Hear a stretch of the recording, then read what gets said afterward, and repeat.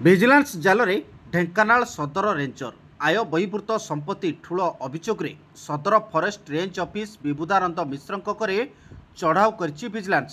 8ଟି team ଏକକାଳୀନ 8ଟି ଜାଗାରେ ଚଢ଼ାଉ କରିଛନ୍ତି। ଆଉ ବାବୁଙ୍କ ଅଚଳାଚଳ ସମ୍ପତ୍ତି ଦେଖି ତାଜୁବ ହୋଇଛି ଭିଜିଲାନ୍ସ ଟିମ୍। ଘରଠୁ ଆରମ୍ଭ କରି ବାବୁଙ୍କ ଗାଡ଼ି ଏମିତିକି ପାଇଖାନାରୁ ବି ବିଡ଼ା ବିଡ଼ା ଟଙ୍କା ମିଳିଛି। ରେଞ୍ଜର ନିଜ ପାଇଖାନା ପ୍ଲସରେ 2 ଲକ୍ଷ ଟଙ୍କା ଲୁଚାଇ ରଖିଥିଲେ। केवल पाइखाना और गाड़ी भितर नगद 6 लाख टंका जबत करिछि ଭିଜିଲାନ୍ସ।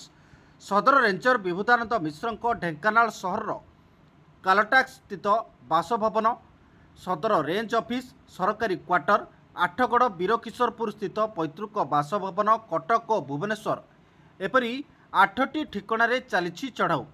ଭିଜିଲାନ୍ସ सेल पक्षर जड़े कमांडेंट 7 जन डीएसपी नेतृत्व में एककालीन सबु स्थान में चढ़ाऊ जारी रही।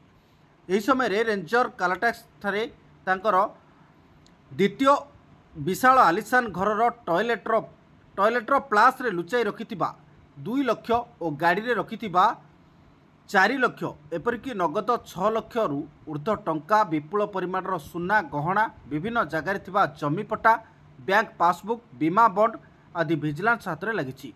यह सहित यही घरे थिबा नामी दामी शौकीन घरकरणा, आसबाबपत्र, दामी कार, 2 चकिया जान और अन्य सामग्री ଭିଜିଲାନ୍ସ अधिकारी आखि टेरा करिछि। आठगड़ ठारे विभुदानंदकर एक फार्म हाउस को ठाब करा जायछि। फार्म हाउस रे कुकुड़ा, ठेकुआ आदि जीवजंतु थिबा बेले आमद प्रमोद पई एक घर रहिछि। या व्यतीत भुवनेश्वर रसुलगढ़ डीजीपी कॉलोनी रे एक फ्लाट, कटक और भुवनेश्वर रे बहु फ्लाट थिबा ଭିଜିଲାନ୍ସ पक्षरु जଣା पड़िछि। ब्यूरो रिपोर्ट, तेज ओडिशा।